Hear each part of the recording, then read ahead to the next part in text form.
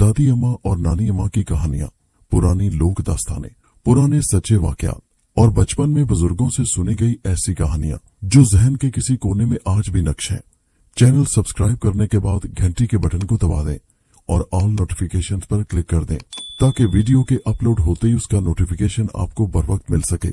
शुक्रिया। पहाड़पुर एक छोटा सा गांव था। उस गांव को चारों तरफ से छोटी छोटी पहाड़ियों ने घेर रखा था। गांव की आबादी बहुत कम थी। ये गांव एक दूर दराज इलाके में था। उस तक पहुंचने के लिए एक छोटी सी सड़क थी। खास बात यह थी कि उस गांव में और आसपास की सारी जमीन बंजर थी। खेत और सब्जा बहुत कम था। दूर दूर तक कोई दरख्त और फसलें बहुत कम नजर आती थी। पूरे गांव में पीपल का एक ही बड़ा सा दरख्त था और उसका साया बहुत घना और ठंडा था। गर्मी के दिनों में उस साये में बैठने का बहुत लुत्फ आता था, लेकिन गांव का कोई भी शख्स उस दरख्त या उसके साये के करीब जाने की हिम्मत नहीं करता था। उसकी वजह यह थी कि पीपल का ये पेड़ एक लालची बनिए के घर की दीवार के साथ उगा हुआ था। वो इस दरख्त को अपनी मलकियत समझता था और किसी को उसके साये में बैठने की इजाजत नहीं देता था। गांव का धोबी हफ्ते में एक दिन बनिए के घर से गंदे कपड़े इकट्ठे करके ले जाता और उन्हें धो सुखाकर चंद दिन बाद वापस दे जाता। उसके बदले बनिया उसको थोड़ी सी रकम बतौर उजरत अदा कर दिया करता था। एक दिन धोबी ने बनिए के घर से कपड़े इकट्ठे करके अपने गधे पर लादे और वापस चल पड़ा। ये दोपहर का वक्त था। सूरज सवा नेजे पर चमक रहा था। गर्मी से इंसान तो क्या, जानवर भी परेशान नजर आ रहे थे। सबका बुरा हाल था। धोबी जब बनिए के घर से बाहर निकला तो उसने पीपल के दरख्त का दूर तक फैला हुआ ठंडा और घना साया देखा। शदीद गर्मी के उस मौसम में ये ठंडी जगह देखकर धोबी का दिल मचल उठा। उसने सोचा अगर मैं इस दरख्त के नीचे चंद लम्हे आराम कर लूं तो मजा ही आ जाए। ये सोचकर उसने अपनी चादर जमीन पर दरख्त के नीचे साए में फैलाई और उस पर पांव पसार कर लेट गया। ठंडी ठंडी हवा और साए में जल्द ही उसको नींद आ गई और वो खराटे लेने लगा। ऐन उसी वक्त बनिया किसी काम से घर से बाहर आया तो धोबी को यूं बेतकल्लुफी से पीपल के साए में सोते देखकर उसका पारा चढ़ गया। उसने लात मारकर उसे बेदार कर दिया और चीख कर पूछने लगा, तुम्हें इस जगह सोने की इजाजत किसने दी है? धोबी बेचारा हड़बड़ाकर उठ बैठा। बेचारा शर्मिंदा सा हो गया और सर झुकाकर कहने लगा, जनाब मुझे माफ कर दें, मैं काफी थका हुआ था। गर्मी भी बहुत है। पीपल का ठंडा साया देखकर मैं रह न सका। चंद लम्हे के लिए बैठा तो आंख लग गई। ये सुनकर बनिए को और ज्यादा गुस्सा आ गया। वो चीखने लगा, ये जमीन तुम्हारी नहीं है। सारा गांव जानता है कि ये दरख्त मेरा है। मैं इसके नीचे किसी को भी ठहरने और रुकने की इजाजत नहीं दे सकता। धोबी ने कहा, जनाब मैं आपके कपड़े बरसों से धो रहा हूं। मेरा बाप भी आपके घर की खिदमत करता था। अगर मैंने 2 घड़ी आपके दरख्त के साए में आराम कर लिया तो इसमें आपका क्या नुकसान हुआ? अपने काम के बदले मुझे इतना हक तो मिलना चाहिए। धोबी मिनमिनाया। ये सुनकर बनिया मजीद अकड़ गया और कहने लगा, अगर तुम हमारे कपड़े धोते हो तो उसके बदले में उजरत भी लेते हो। मुफ्त में ये काम नहीं करते। तुम्हें एक घड़ी भी इस दरख्त के साए में आराम करने का हक नहीं है। इस दुनिया में कुछ भी मुफ्त नहीं मिलता। बनिए की ये बात सुनकर धोबी हैरत से पूछने लगा, क्या तुम इस दरख्त के साए की भी कीमत मांगते हो? बनिया मुस्कुराते हुए बोला, बिल्कुल ठीक समझे। उसे रकम कमाने का एक नया तरीका सूझ गया था। धोबी ने पूछा, क्या कीमत है इस साए की? बनिया बोला, अगर तुम दरख्त का ये साया खरीदना चाहते हो तो तुम्हें सोने के 1000 सिक्के मुझे अदा करना होंगे। 1 पाई भी कम नहीं। इतनी ज्यादा कीमत सुनकर धोबी हैरत के मारे उछल पड़ा। एक लम्हे के लिए उसने सोचा, फिर कहने लगा, ये तो बहुत ज्यादा कीमत है। मैं तुम्हें साए के बदले में ज्यादा से ज्यादा सोने के 200 सिक्के अदा कर सकता हूं। थोड़ी देर दोनों में बहस होती रही। बनिया उस बेवकूफ धोबी से ज्यादा रकम ऐंठने के चक्कर में था और धोबी उस दरख्त के ठंडे साए के बदले में बनिए को ज्यादा रकम देने के लिए तैयार न था। काफी बहस मुबाहसे के बाद बिल आखिर धोबी उस पीपल के दरख्त के साए के बदले सोने के 500 सिक्के अदा करने को तैयार हो गया।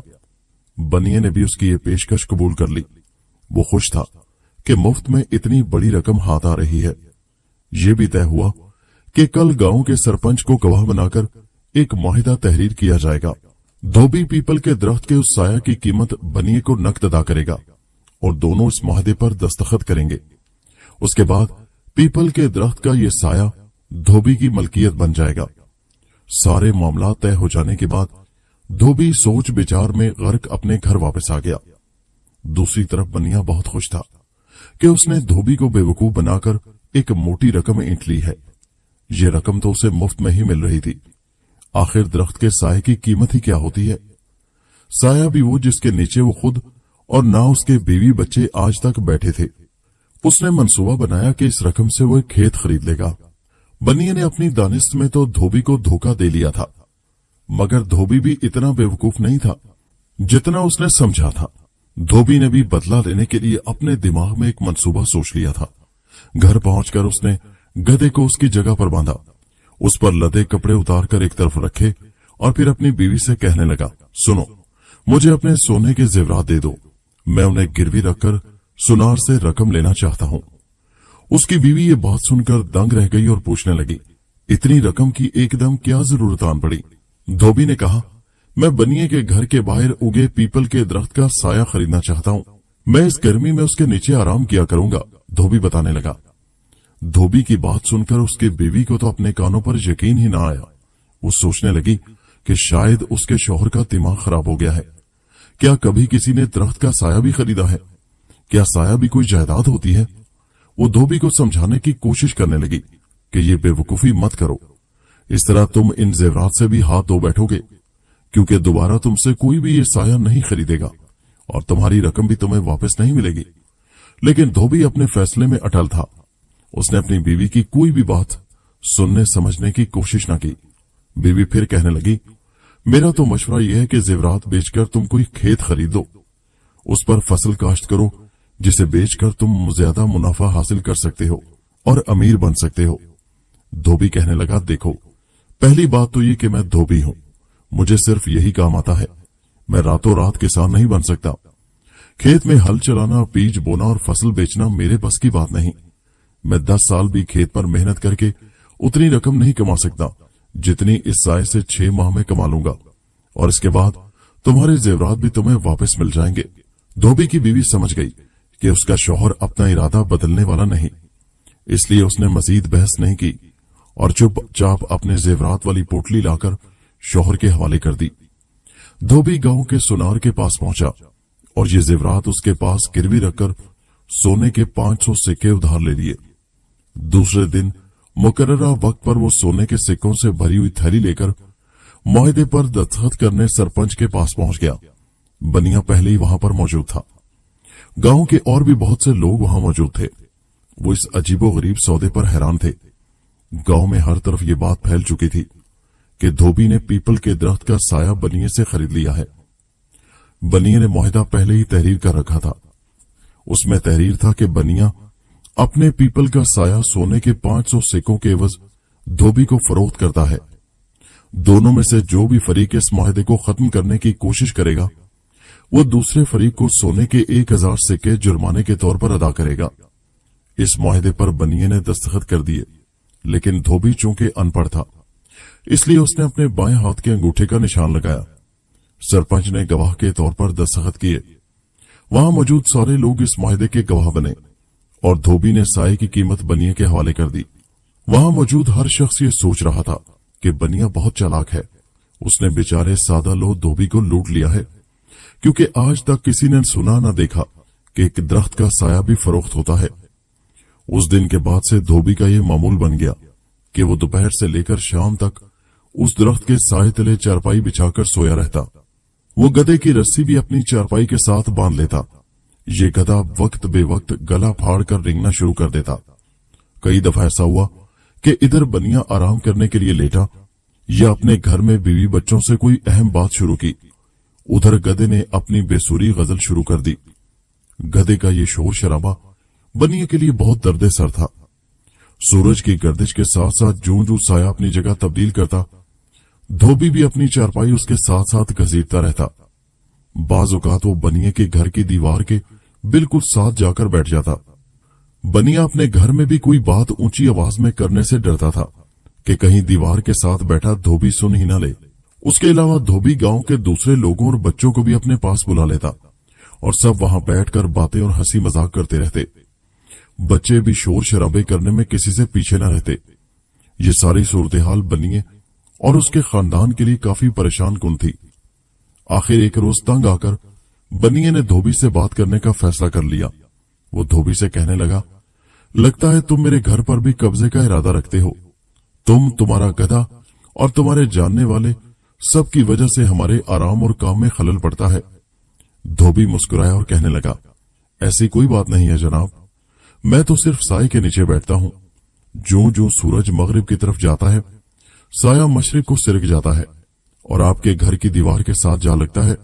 मैं इससे आगे नहीं बढ़ूंगा। बनिया वक्ती तौर पर तो खामोश हो गया, ताहम उसका दिल बेचैन था।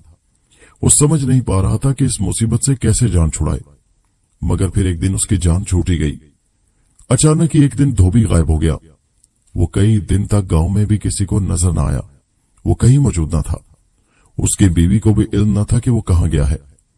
जब काफी दिन तक धोबी नजर न आया तो बनिए को हैरत हुई। अगरचे जाहिरी तौर पर उसने लोगों के सामने अपनी तशवीश का इजहार किया, मगर दिल ही दिल में खुश भी था कि चलो इस मुसीबत से जान छूटी। मगर जैसे बुरा वक्त आते पता नहीं चलता। इसी तरह एक दिन जब बनिया अपनी दुकान बंद करके दोपहर का खाना खाने घर आ रहा था तो ये देखकर धक से रह गया कि धोबी एक दफा फिर पहले की तरह अपनी चारपाई बिछाए दरख्त के साए के नीचे मौजूद था। उसके आसपास काफी लोग मौजूद थे। जब बनिया करीब पहुंचा तो उसने देखा कि धोबी के पास दर्जन भर बकरियां, भेड़ें, 2 कुत्ते और 2 भैंसें भी थी। गधा तो पहले ही उसके पास मौजूद था। सबकी आवाजें मिलकर अजीब शोर शराबा कर रही थी। बनिए ने गुस्से में चिल्लाकर पूछा, तुमने ये क्या तमाशा लगा रखा है धोबी? धोबी ये सुनकर कहने लगा, ये तमाशा नहीं जनाब, ये मेरे मवेशी हैं। चूंकि इनको रखने के लिए मेरे घर में जगह नहीं, इसलिए अब ये इसी पीपल के साए में रहेंगे।